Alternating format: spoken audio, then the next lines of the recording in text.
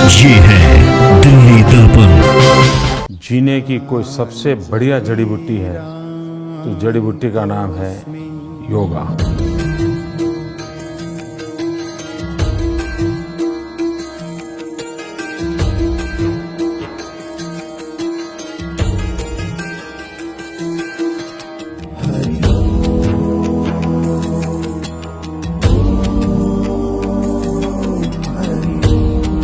नमस्कार, मैं हूँ राजेंद्र स्वामी और आप देख रहे हैं दिल्ली दर्पण टीवी।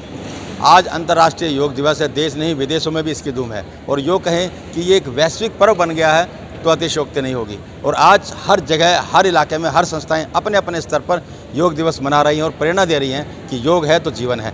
आज ऐसा ही कुछ भारत विकास परिषद, जो भारतीय संस्कारों को और भारत के चहुमुखी विकास को समर्पित संस्था है, उसने भी इस तरह का आयोजन किया। हमारे साथ सुरेश जैन जी हैं। जैन साहब, किस तरह का क्या आयोजन था, किस तरह से आपने सेलिब्रेट किया है अंतर्राष्ट्रीय योग दिवस को? स्वामी जी, हम हर वर्ष पार्कों में कार्यक्रम करते थे। इस वर्ष सभी कार्यकर्ताओं ने सोचा कि क्यों न हम बड़े बड़े स्कूल्स में जाकर के और योग दिवस को मनाते हुए संस्कार को भी एक प्रथा चलाएं कि योग के माध्यम से संस्कार कैसे दिए जा सकते हैं। हमने आदरणीय CB मिश्रा जी से निवेदन किया, इस स्कूल में, प्रीब्रिज स्कूल में आए और यहाँ आकर के हमने एक प्रातःकाल कार्यक्रम किया। प्रातःकाल के कार्यक्रम में यहाँ की अध्यापिकाएँ थी, लगभग 60 के आसपास अध्यापिकाएँ थी और कुछ स्टाफ था। ऐसे 150 के आसपास संख्या यहाँ हुई। आचार्य जी ने ये किया। आचार्य जी गुड़गांव में रहते हैं और वहाँ से ये आए यहाँ पर, इन्होंने अच्छा योग करवाया।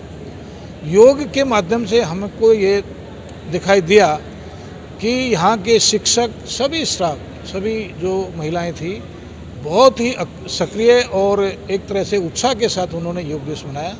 मैंने बाद में अपने संदेश में उनसे निवेदन किया कि घरों में आप बच्चों को संस्कार दीजिए। जब आप घरों में संस्कार देने लगेंगी तो स्कूल में भी इन बच्चों को अपना मान करके आप अच्छे संस्कार दे सकेंगे। एक अच्छी माँ ही अच्छा परिवार चला सकती है, एक अच्छी शिक्षिका ही अच्छा स्कूल चला सकती है। ये बातें हमने उनको कही, उनके ध्यान में भी आई। बाद में बहुत सारी अध्यापकाएँ मिली मुझे कि भाई साहब, आपने बहुत अच्छा एक रास्ता दिखाया है। हम धीरे धीरे अपने अंदर बदलाव लाएंगे, अपने स्कूल में बदलाव लाएंगे और अच्छे से काम करेंगे। आज कहाँ पा रहे हैं हम, जब से हमें ये अंतर्राष्ट्रीय पहचान मिली है योग को, यूँ कहें कि जो जब से 8 आज साल हो गए हैं, लगातार बढ़ता जा रहा, तो क्या आज कहाँ खड़े हैं हम लोग? देखिए, 2015 में मैं विदेश में भी गया था, एक कार्यक्रम में इंग्लैंड में गया था और वहाँ पर डर्बी नाम का एक स्थान है, वहाँ पर एक कार्यक्रम हुआ था मेरा, मैं कार्यक्रम में था। मैंने उस समय देखा कि चारों तरफ योग दिवस की धूम मची थी।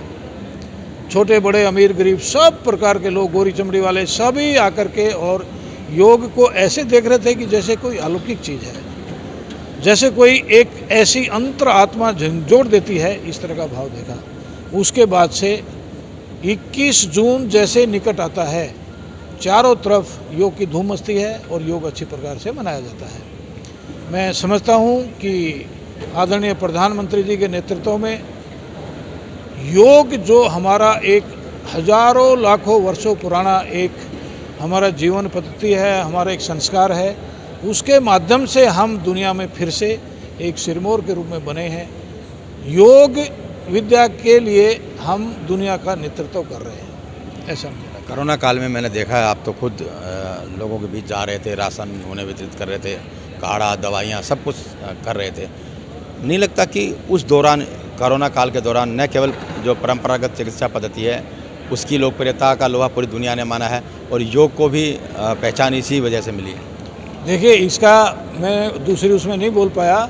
मैं ये कह सकता हूँ कि हमारी जो भारतीय पद्धति थी, काढ़ा, तरह तरह की औषधियाँ, आयुर्वेदिक औषधियाँ, जिस व्यक्ति ने उन औषधियों का उपयोग किया, काढ़े का उपयोग किया, वो बचे रहे। छोटा मोटा उनको हुआ भी तो ऐसा कोई मृत्यु दर उसमें नहीं आए और मृत्यु के संकट में नहीं पड़े। और भारत इसी कारण से बचा है कि यहाँ पर हजारों लाखों लोगों ने अपने भारतीय पद्धति से जो एक तरह से इलाज होता है वो किया और उसका प्रिकॉशनरी उन्होंने वो लेकर के अपने को बचाया। तो ये तो एक निश्चित ही है कि भारत की पद्धति जो आयुर्वेद पद्धति है उसके साथ योग भी जुड़ा हुआ है और योग के साथ साथ हमारा ये जो है एक्सरसाइजेज वगैरह भी इसके साथ जुड़ी हैं, तो इसमें से एक एनर्जी मिलती है और इम्यूनिटी मिलती है। इम्यूनिटी होने के कारण से और कोविड को हमने विन ओवर किया। ये ठीक है कि हमारी सरकार ने भी जितनी जल्दी और उस तरह से वो दे करके हमारी वैक्सीन वगैरह प्रोड्यूस करके उसका भी लाभ हुआ है, परंतु योग जैसे एक शास्त्र को हमने जो आता है, सीखा है, वंशानुकूल जो चलता है, उसके कारण से हम ठीक हो सके। आज यहाँ पर योग था, सुबह से चल रहा था, और भी कई जगह आप कार्यक्रम गए थे, कैसा रहा, क्या अनुभव रहा है? बहुत अच्छा अनुभव है, उत्साह है चारों तरफ। सुबह पार्कों में मैं वहाँ गया था, अपने कार्यालय के बाहर बहुत बड़ा पार्क है, वहाँ अलग अलग प्रकार से हज़ारों लोग कर रहे थे, कई तरह के उसमें योग कर रहे थे, तो सभी में एक उत्साह था और सभी में प्रेम था। यानी मैं उसमें जाकर के बैठ गया तो उन्होंने कहा आइए भाई साहब दो शब्द बोलिए हमारे बीच में। सभी ऐसे बुला रहे थे कि कोई ये नहीं था कि मैं संघ का हूँ या मैं संघ की शाखा में जाऊँ, सभी आपस में बुला करके एक तरह से वो कर रहे थे। आज यहाँ क्या क्या रहा? यहाँ बहुत अच्छा हुआ। मैंने एक ही संदेश दिया है कि एक स्वास्थ्य का, जीवन पद्धति का जहाँ एक मंत्र है, वहीं पर सेवा और संस्कार का भी मंत्र होना चाहिए। सभी महिलाएं अपने बच्चों को अच्छे संस्कार दें, अपने परिवार को अच्छा बनाएं, इसी से समाज अच्छा बनेगा और राष्ट्र अच्छा बनेगा। मेरा सभी बहनों से यही निवेदन है कि अपने बच्चों को अच्छे संस्कार दें। बिल्कुल, संस्कारों की बात हो रही है। संस्कारों का जो सबसे बड़ा महत्वपूर्ण केंद्र है, जिस स्कूल में हम खड़े हैं, अशोक विहार दिल्ली एनसीआर का एक बहुत जाना माना ब्रांड है, स्कूल चेन है। उनके प्रिंसिपल हमारे साथ खड़े हैं। स्कूल किस तरह से जोड़ रहा है योग के साथ, और कितना फ़र्क पड़ता है अगर बच्चे, टीचर्स वगैरह ये भी योग करते हैं? देखिए, मानसिक स्थिति और शारीरिक स्थिति दोनों ही शिक्षा के लिए बहुत ज़रूरी है। तो इसलिए अगर स्वस्थ शरीर रहेगा और मन शांत रहेगा, माइंडसेट तभी बन पाएगा। तो हमारी एजुकेशन सिस्टम में हम कहते ही इसीलिए हैं, एजुकेट, इनोवेट, फिर क्रिएट। तो हम एजुकेशन के साथ योगा को अवश्य एक स्वरूप रूप शिक्षा के रूप में नहीं मानते, हम इसको एक उसका अंग मानते हैं। चाहे वो अंग्रेजी विषय हो, चाहे वो हिंदी विषय हो, चाहे वो गणित का विषय हो, चाहे वो साइंस का हो, चाहे सोशल साइंस का हो, कोई भी विषय हो, उसके अंदर योग कहीं ना कहीं किसी न किसी तरीके से छुपा है और उसको आज निखारने की ज़रूरत है। तो शिक्षा नीति के अंतर्गत भी यही कहा जा रहा है और सीबीएसई भी इस बात को स्ट्रेस करता है कि हमें प्रतिदिन कम से कम 1 पीरियड योग का होना चाहिए। ये मेरा अनुग्रह। और आज जैसे जैन साहब ने कहा कि हमारे टीचर सभी स्वस्थ रहे, मुझे बड़ी खुशी मिली कि आज उनका पहला दिन था वो 60 टीचरों का, और उन्होंने इतना अच्छा स्फूर्ति से योगा किया। उसके लिए मैं धन्यवाद करता हूँ सभी अपने स्टाफ मेंबर्स का। स्कूल में भी कोई क्लास चलती है इस तरह की रेगुलर? जी बिल्कुल, योगा की हमारी क्लास चलती है। सुबह आने वक्त हम मन को शांत करने के लिए सबसे पहले ज़रूरी है कि मन को शांत। देखिए, ड्राइवर भी अगर आता है सुबह सुबह, आप मान के चलिए 5:30-6 बजे वो उठ के आ रहा है, और अगर वो 5 मिनट सारे ड्राइवर एक जगह बैठ के 5 मिनट के लिए मौन धारण कर लें, तो मुझे लगता है कि वो पूरा मन शांत करके ड्राइविंग करेगा। और उसके और उसी ड्राइवर को जो है, ये मान के चलिए, तभी हमारे यहाँ सुबह ड्राइवर और कंडक्टर सभी लोगों ने किया। अगर वो ड्राइवर 5 मिनट के लिए भी शांति से बैठ के जाता है, तो मन कितनी शांति से चलाएगा, बच्चों के साथ कितने उसका व्यवहार, जो आचरण होगा वो एक अनुकूल होगा।